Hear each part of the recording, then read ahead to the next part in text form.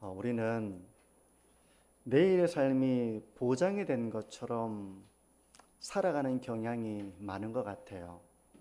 그래서 중요한 일들을, 오늘 내가 해야 될 일들을 내가 오늘 하기보다는 내가 이 일을 끝내놓으면 그 다음에 가족들과 좀 오붓한 시간을 보내지. 지금은 이 일이 중요하니까, 이 일이 급하니까 하면서 다른 일들을 희생시키면서 살아가는 경향이 우리 모두에게는 있을 것입니다. 지금은 바쁘니까 나중에 조금 여유가 생기면 하나님 그때 제가 봉사도 하고 주의 일도 하고 좀 신앙생활도 열심히 하겠습니다.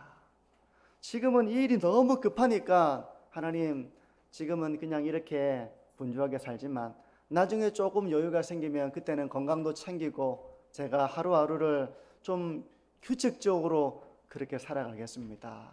중요한 일들을 다음으로 미루면서 우리는 현실을 성공이라는 것을 위해서 좀 더 나은 미래를 위해서 현재의 삶을 우리가 중요한 것들을 놓치며 살아가는 그런 경향이 있습니다. 이것이 괜찮은 삶인가? 오늘 본문에는 이 비유 속에서 한 부자가 나옵니다. 근데 부자가 고민이 없을 것 같죠? 아닙니다. 부자도 고민이 있어요. 이 부자의 고민을 보시면 16절과 17절입니다. 또 비유로 그들에게 말하여 이르시되 한 부자가 그 밭에 소출이 풍성하매 심중에 생각하여 이르되 내가 곡식 쌓아둘 곳이 없으니 어찌할까. 이 부자는 부정한 방법으로 돈을 번 사람은 아닙니다. 그는 열심히 땅을 일구고 많은 소출을 얻어서 급기야 곡식을 쌓아둘 곳이 없는 지경이 되었습니다. 너무 좋았겠죠. 그런데 이것이 그에게는 행복이자 또 고민이 되었습니다. 왜냐하면 이 곡식을 쌓아둘 곳이 없는 지경이 되니까 이게 고민인 거예요. 곡식을 잘 저장하고 쌓아두지 못하면 어떻게 됩니까? 못 먹잖아요, 그거. 못 먹습니다. 썩습니다. 냄새가 나고 그걸 제대로 먹을 수가 없는 상태가 되고 또 곤충이나 또 이런 야생동물에 의해서 그게 또 이렇게 갉아먹으면서 그렇게 이제 피해를 입게 되겠죠. 그러니까 이게 아까운 거예요. 이거 어떻게 해야 되나? 너무 많아도 사실 이 부자에게는 고민이 된 겁니다. 그러니 이 부자는 어떻게 하면 이 곡식을 잘 쌓아둘 수 있을까를 고민하게 되는 것이죠.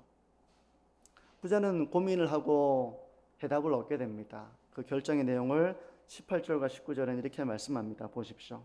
또 이르되 내가 이렇게 하리라. 내 곡간을 헐고 더 크게 짓고 내 모든 곡식과 물건을 거기 쌓아두리라.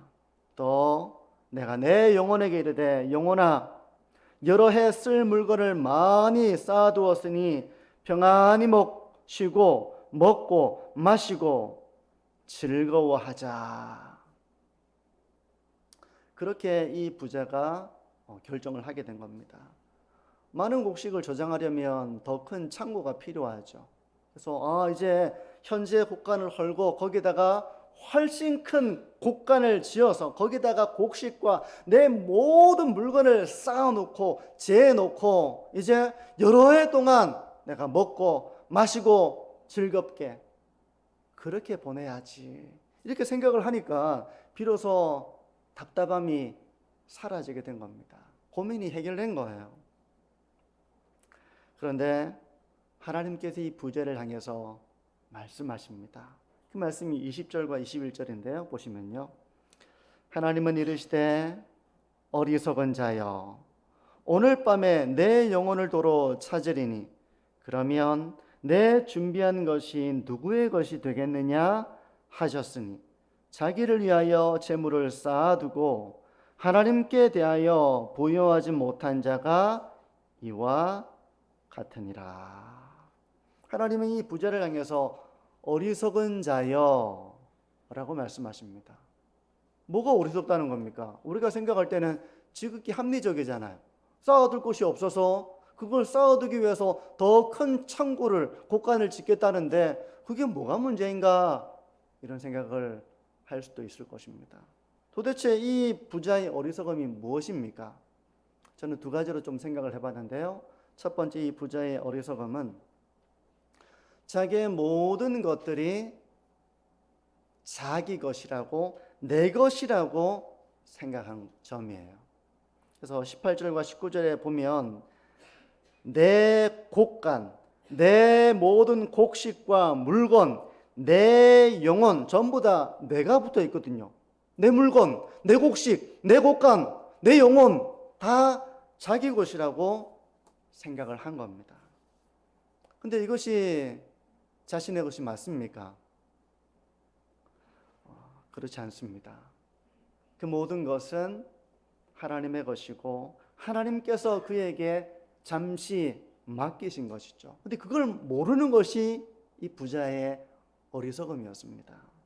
여기서 내 영혼을 도로 찾으려니 할 때 도로 찾는다라고 하는 이 말의 원어적인 의미는 우리가 이제 대출금을 빌려주고 나면 나중에는 그걸 강제로 이제 다시 돌려받는 시간이 있잖아요. 돈을 빌려주고 나서 안 받는 게 아니라 나중에 기한이 되면 그걸 다시 돌려받는 기간이 있는데, 도로 찾는다는 말의 원어적인 의미가 빌려준 것을 도로 회수하다, 이런 의미입니다. 그러니까 우리가 가지고 있는 소유, 우리의 영혼, 우리의 모든 것이 하나님께서 잠시 우리에게 빌려주신 것입니다. 하나님께서 빌려주신 거예요. 그래서 만기가 되면 하나님께서 도로 그것을 찾으신다는 것입니다. 근데 부자는 그 사실을 알지 못하는 거죠.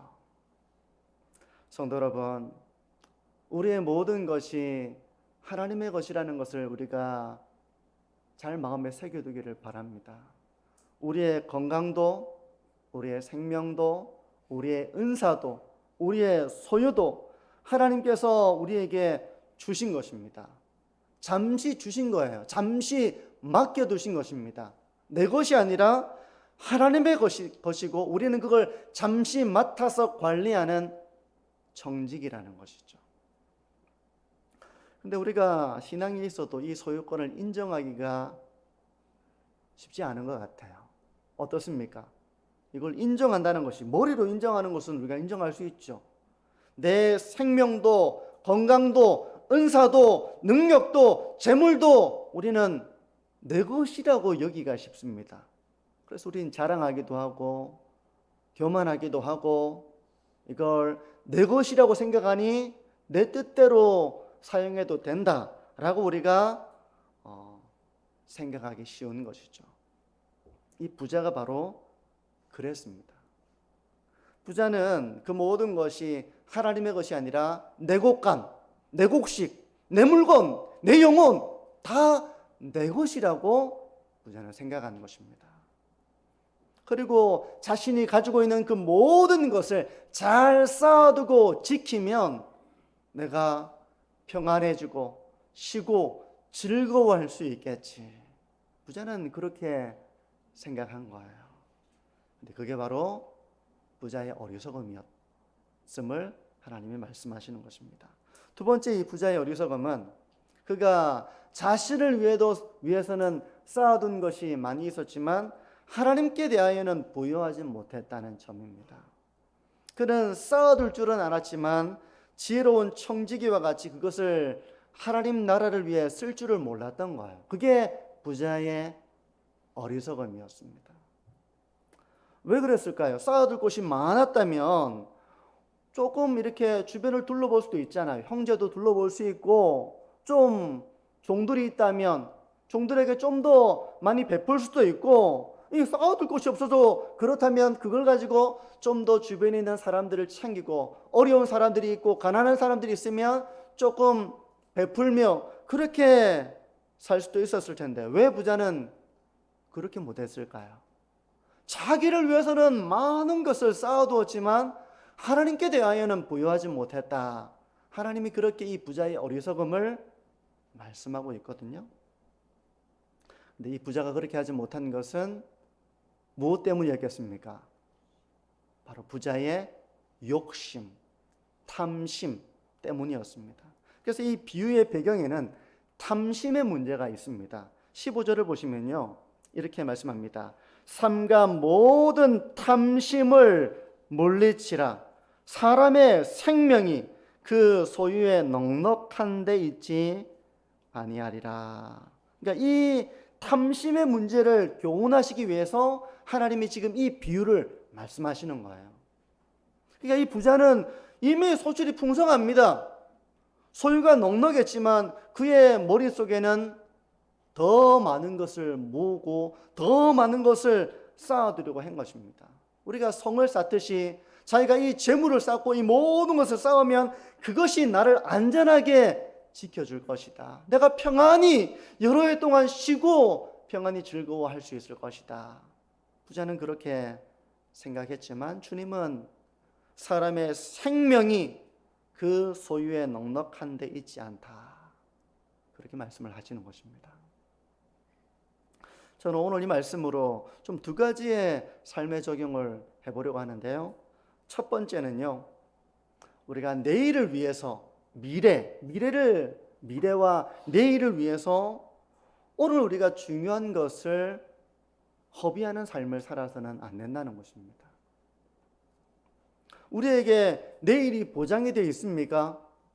어떻습니까? 내일이 항상 보장된 것인가요? 우리가 어느 때까지는 내가 살겠지. 10대 우리 어린이들과 청소년들이라면 내가 한 70까지는 살겠지. 뭐 80까지 살겠지. 뭐 3, 40대 별로 없지만 우리 교회는 나중에 요즘은 의학도 있으니까 80까지는 살겠지. 근데 그게 보장이 된 게 맞습니까? 어리석은 부자는 더 큰 곳간을 짓고 그러면 거기다 곡식과 물건을 쌓아두면 여러 해 동안 평안히 쉬고 먹고 마시고 즐거워할 수 있을 것이라고 생각했지만 그게 그의 뜻대로 되는 것이 아닙니다. 지금으로부터 25년 전 언제입니까? 2001년 9월 11일 그날은 이제 여름이 지나가고 가을이 다가오는 그런 계절이었습니다. 미국 뉴욕의 아침 거리 풍경을 보면 많은 사람들이 이제 출근을 하기 위해서 바쁘게 움직이죠. 정장을 입고 또 가방을 들고 아침을 먹지 못하고 나온 사람들은 손에 커피를 들고 도넛 이런 걸 사가지고 이제 움직이는 사람들이 부단하게 움직입니다. 다 직장에 출근하기 위해서 움직이는 것이죠. 지극히 평범한 하루의 그런 시작이었습니다. 근데 그날 어떤 일이 있었는지 기억이 나십니까? 2001년 9월 11일 오전 8시 46분으로 이렇게 기록하고 있는데 그때 세계무역센터를 향해 돌진하는 그런 비행기가 있었고 충돌을 하게 되어서 많은 인명이 피해를 입게 됩니다. 요란한 소리를 내며 이렇게 저공 비행을 하던 비행기가 세계무역센터를 들이받은 거예요. 이 세계무역센터는 전 세계 28개국의 그런 나라에서 온 많은 기관, 그런 또 기업들이 430개나 있었다고 합니다.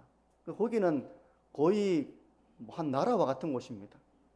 매일 5만 명의 직장인들이 그곳으로 출근을 하고 그곳을 들락날락 하는 사람들, 이동인구가 한 15만 정도 되었다고 하거든요.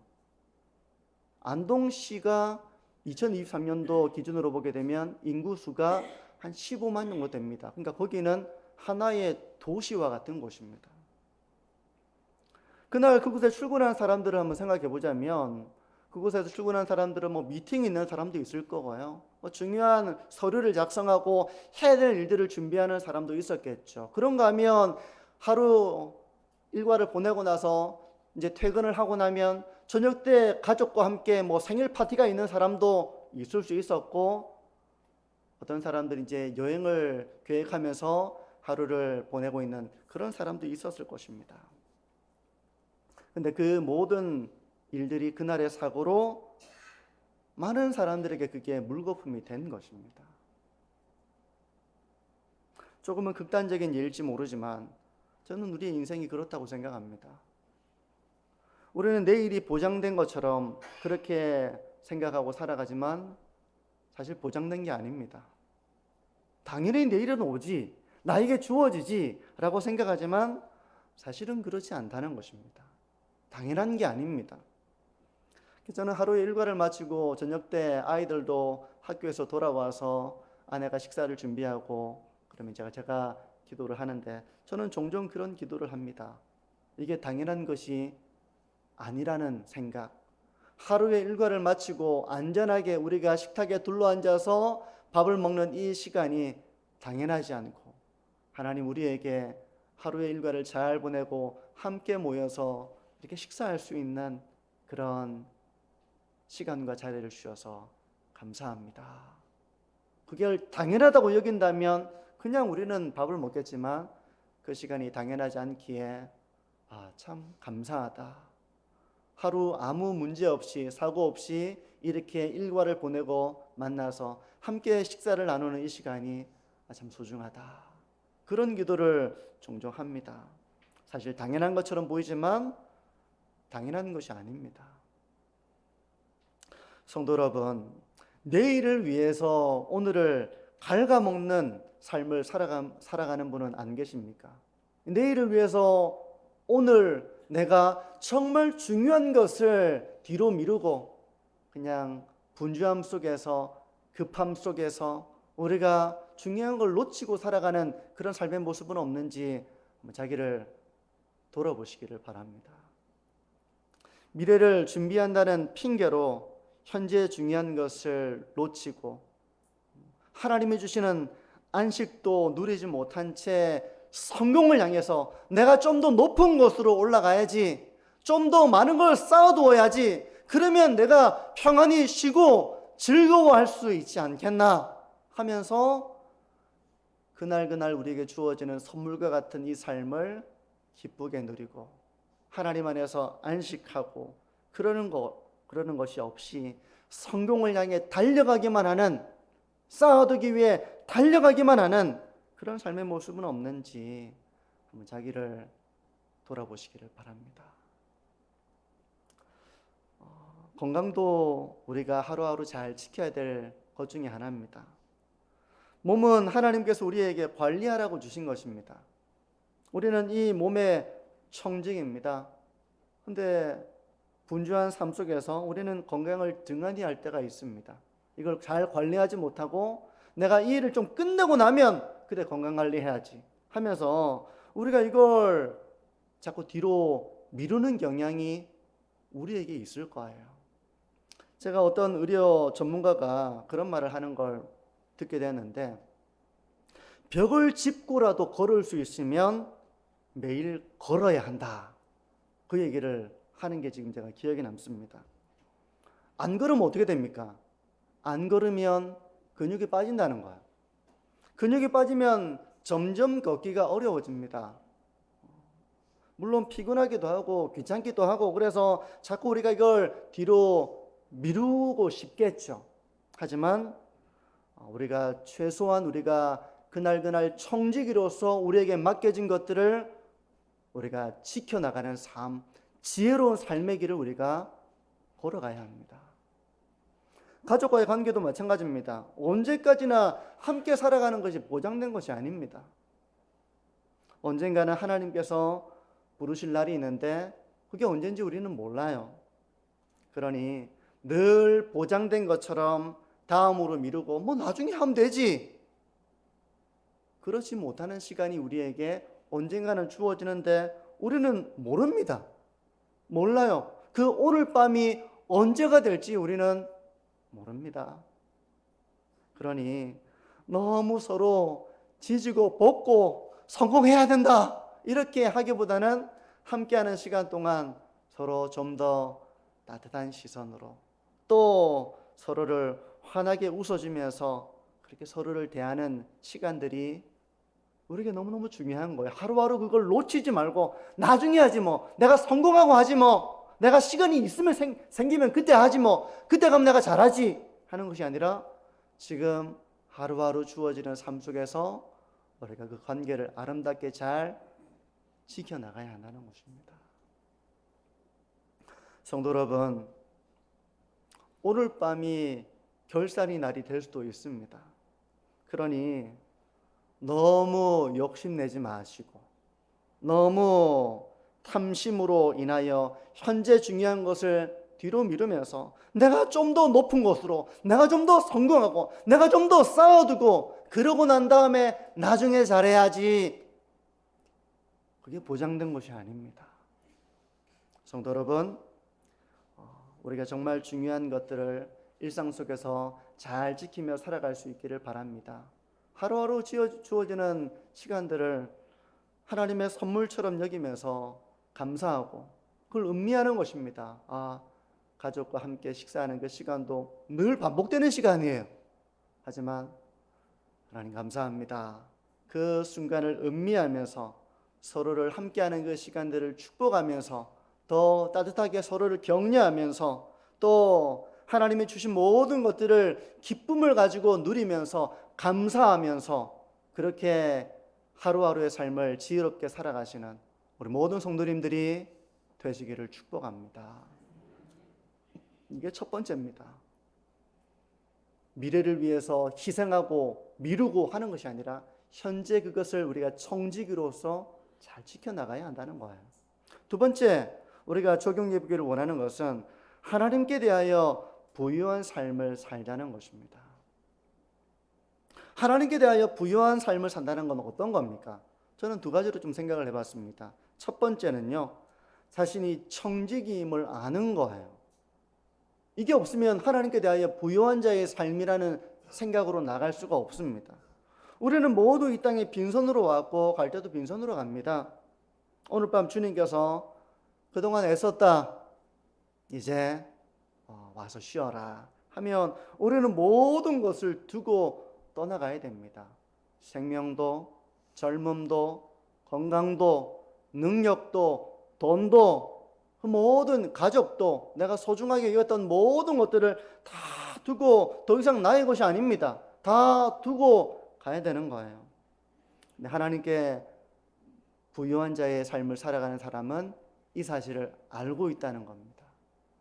그래서 내가 소유자가 아니라, 내가 주인이 아니라 내가 청직이라는 것을 기억한다는 것이죠. 하나님, 잠시 저에게 주어진 이 모든 것들이 하나님의 것입니다. 이런 내 소유가 아니라 하나님의 소유이며 자기가 청직임을 인정하는 것, 이게 시작이고요. 두 번째는요, 나를 위해 쌓아두는 인생이 아니라 하나님의 영광을 위해서 또 이웃을 사랑하며 나누며 흘려보내는 삶을 사는 것입니다. 하나님께서 기뻐하시는 일을 위해서 하나님이 주신 것을 사용하고 흘려보내고 나누고 하는 것이 하나님께 대하여 부유한 자의 삶입니다. 그렇다고 이걸 두고 어마어마한 일로 생각하시지는 않으셨으면 좋겠어요. 전 재산을 가지고 내가 뭔가 이 거대한 일을 해야 되는 건 아닌가, 그걸 말하는 게 아닙니다.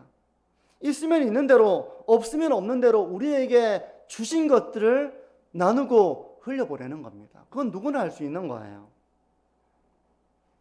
주일을 감당하는 분들에게 우리가 후원도 할 수 있고 헌금도 할 수 있겠죠. 하지만 저는 여러분들이 더 밀착된 삶의 현장에서 나눔과 이런 사랑을 실천하는 삶을 살아가면 좋겠다, 그런 마음을 가집니다.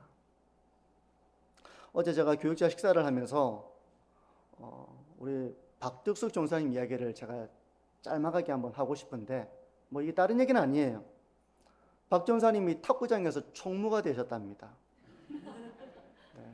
그날 이렇게 회의하는데 가지도 않으셨는데 뒤에 이제 이렇게 통보를 받으신 것 같아요. 탁구장 총무가 되었답니다. 그게 왜 사람이 있지도 않은데 총무로 뽑았나, 이걸 이제 돌아보게 되는 것이죠. 전사님이 탁구장 갈 때, 겨울 같은 때는 집에서 고구마 짜가지고 그거 이제 간식으로 들고 가서 탁구 치고 나면 이제 막 목도 마르고 좀 이렇게 시장하기도 하고 하잖아요. 그러니까 이제 막 고구마도 쪄서 가고 뭐 이런 간식도 가지고 와서 나누고 그걸 하셨다는 겁니다. 그리고 또 탁구장에 못 나오는 분이 있잖아요. 그죠? 그러면 교회에서 신방하는 것처럼 왜 못 나오셨습니까? 이제 나와서 우리 같이 운동해요. 이렇게 막 격려하고 이런 일을 하셨다는 거예요. 제가 그 이야기를 듣는데 이게 바로 오늘 설교하고 딱 맞아 떨어지는 그런 이야기라는 생각이 들었어요. 자기를 위해서라면 할 필요 없습니다. 간식 사가지고 그냥 장모님과 나눠 드시면 돼요, 그냥. 근데 거기 있는 사람들을 생각하면서 그걸 조금 싸서 가는 것이죠. 나눠 먹는 거예요. 자기를 위해서라면 뭐 다른 사람한테 신경 쓸 필요 없습니다. 그런데 다른 사람과 함께 나누고 또 그렇게 사랑을 나누는 삶을 통해서 바로 하나님께 부요한 자의 삶을 살아가는 모습은 멀리 있는 것이 아니라 우리 일상에 상당히 가까운 곳에 있다는 걸 말하기 위해서 제가 얘기를 하는 겁니다. 제가 우리 가족 이야기 한 번씩 설교 때 이야기하면 엄청 부담스러워 하거든요. 오늘 아마 박정사님 엄청 부담스러울 수도 있습니다. 근데 제가 뭐 다른 이야기를 하려고 하는 게 아니라 하나님께 부요한 자의 삶을 산다는 것이 엄청난 일을 하는 것은 아니라는 것입니다. 우리가 뭔가를 많은 것을 가지고 있고 내 능력이 대단하고 내가 많은 것을 가지고 있어야 할 수 있는 그런 일이라는 선입견이 아니라 우리가 얼마든지 삶의 자리에서 할 수 있는 거예요. 누구라도 할 수 있는 것입니다. 우리 중에는 뭐 재산이 상대적으로 더 많아서 더 많은 물질을 후원하고 나누는 분도 계실 수 있지만 꼭 물질이 많아야만 하나님께 대하여 부유한 자의 삶을 사는 것은 아닙니다. 제가 보니까 오히려 조금 다른 사람보다 가난하고 어렵게 사는 분이 훨씬 더 하나님께 대하여 부유한 자의 삶을 살아가는 분이 참 많구나 이렇게 제가 느꼈던 적이 많이 있습니다. 그동안 제가 사역을 해오면서 정말 존경스러운 분들이에요. 자기를 위해서라면 쌓아둬야 됩니다. 근데 그렇게 하지 않는 분들을 볼 때마다 저분은 정말 하나님께 대하여 부유한 자의 삶을 살아가고 있구나. 정말 저 사람은 정말 지혜로운 분이구나. 제가 그렇게 생각합니다. 성도 여러분, 우리가 있는 삶의 자리에서 어떻게 하는 것이 하나님께 대하여 부유한 자의 삶을 살아가는 것인지를 우리가 묵상해 보기를 바랍니다.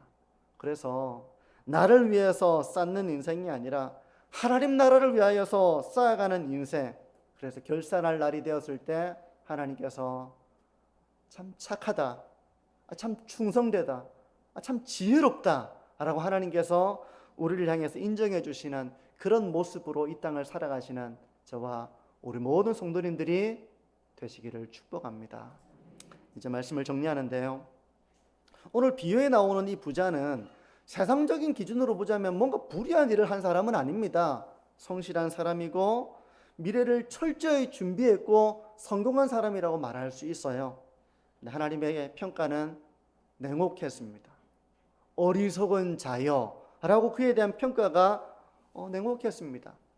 그는 그의 곡간과 곡식과 영혼까지 하나님께서 잠시 동안 그에 맡겨주신 것이라는 걸 이 부자는 몰랐던 것이죠. 그는 나름대로 꿈을 꾸었지만 그 꿈은 한순간 물거품이 되는 그런 꿈에 불과했던 것입니다. 지금 우리는 뭘 채우기 위해서 달려가고 있는가 한번 자기를 돌아보시기를 바랍니다. 저는 저희 아이들도 마찬가지지만 우리 청년들도 너무 자기 국가를 키우기 위해서 이 세상의 보조에 맞춰서 그렇게 미래를 위해서 현재의 중요한 것들을 놓치고 살아가지 않았으면 좋겠다. 언제까지 살지도 모르고 언제 하나님이 부르실지도 몰라요. 너무 욕심내지 말고 너무 탐심으로 내가 저기까지는 올라가야 돼, 내가 이건 성취해야 돼, 이것까지는 쌓아둬야 돼 라고 하는 그 미래를 향해서 현재 중요한 것들을 놓치지 않으셨으면 좋겠습니다. 시간도 건강도 물질도 하나님이 다 우리에게 주신 것입니다. 만기가 되면 돌려드려야 됩니다. 우리가 가지고 있는 동안은 이걸 지혜롭게 잘 맡아서 관리하는 청지기가 우리가 되어야 됩니다. 거창한 나눔이 아니어도 우리는 따뜻한 미소, 이것도 상당히 하나님 나라를 위해 쌓아두는 삶입니다. 서로 따뜻하게 대하며 미소 지어주며 격려해주며 내가 밥 살게, 밥 한 끼 사주고 그 영혼을 위해서 우리가 사랑을 흘려보내는 거, 이거 하나님 나라를 위하여서 쌓아두는 삶이에요. 어디 가면 우리가 교회 다니는 사람으로서 되게 욕심 많은 모습이 아니라 나누어주고 베풀어주고 고구마 짜가지고 같이 이게 정말 맛있어요, 이렇게 나누어주는 그 작은 것 하나하나가 하나님 나라를 위하여 쌓아두는 지혜로운 삶입니다. 언젠가 우리에게 주어질 오늘 밤이 있을 것입니다. 저도 그게 언젠지는 모르겠어요. 지금 주변에 이제 목사님들 보면 젊은 나이에 하나님이 데려가시는 분이 꽤 많다는 걸 저도 듣습니다. 배우게 됩니다. 오늘 밤이 언젠지 저도 잘 모릅니다. 보장된 게 아닙니다. 너무 욕심 부리지 말고, 너무 탐심을 가지고 살아가지 말고 하나님이 주신 것들을 잘 나누며 살자. 오늘 정말 이 모든 것들을 선물처럼 누리면서 행복해하고 감사하고 또 이 모든 것들을 지혜롭게 관리하면서 하나님, 제가 그렇게 살아가고 싶습니다, 이런 마음을 제가 많이 가지게 되는 것 같아요. 우리 성도 여러분, 언제가 주님께서 오늘 밤 내 영혼을 도로 찾으리니 하는 그 순간이 우리에게 주어지겠죠. 그때 우리가 내가 세상에서 많은 것을 쌓아두었습니다, 제 능력을 쌓아두고 제 재물을 쌓아두고 제가 업적을 엄청나게 많이 쌓아두었습니다 라고 말하는 것이 아니라, 하나님 저에게 맡겨주신 것들을 제가 잘 나누면서 하나님께 대하여 제가 이런 신실한 믿음의 삶을 살아왔습니다 라고 고백할 수 있는 우리 모든 성도님들이 되시기를 주님의 이름으로 축복합니다. 우리 기도합니다.